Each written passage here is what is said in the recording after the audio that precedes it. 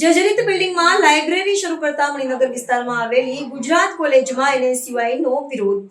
અમદાવાદના મણિનગર વિસ્તારમાં આવેલી ગુજરાત કોલેજમાં આજે બપોરે 1 વાગ્યાની આસપાસ NSUI national students union of ઇન્ડિયાના કાર્યકર્તાઓ દ્વારા ઉગ્ર વિરોધ પ્રદર્શન કરવામાં આવ્યું હતું.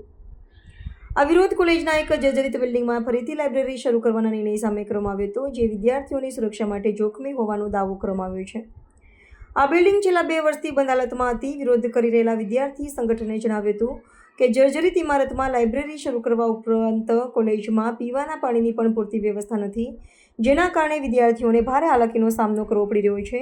આ વિરોધ પ્રદર્શનમાં મોટી સંખ્યામાં વિદ્યાર્થીઓ જોડાયા હતા અને વહીવટી તંત્રની નિષ્ફળતા સામે સૂત્રોચ્ચાર કર્યા હતા. વિદ્યાર્થીઓએ આક્ષેપ કર્યો કે કોલેજ તંત્ર દ્વારા કોઈ પણ પ્રકારની પ્રાથમિક સુવિધા પૂરી પાડવામાં આવતી નથી.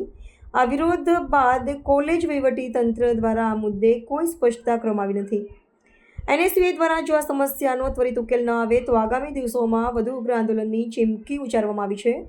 આ ઘટનાએ કોલેજમાં વિદ્યાર્થીઓને મળતી સુવિધાઓ અને તેમની સુરક્ષાને લઈને ગંભીર સવાલો ઊભા કર્યા છે. શ્રીએ કન્યા છાત્રાલયની શરૂઆતને ખૂબ જ ઉમદા કાર્ય જણાવતા ઉમેર્યું હતું કે દીકરીઓને હોસ્ટેલમાં મૂકતા મા બાપ ગભરાય છે, ત્યારે પોતાના સમાજ દ્વારા જ્યારે આવી સુરક્ષિત વ્યવસ્થા ઊભી કરવામાં આવે તો અંતરિયાળ ગામોમાંથી પણ દીકરીઓ ઉચ્ચ શિક્ષણ મેળવવા માટે બહાર આવી પોતાનું ભવિષ્ય સુનિશ્ચિત કરી શકશે.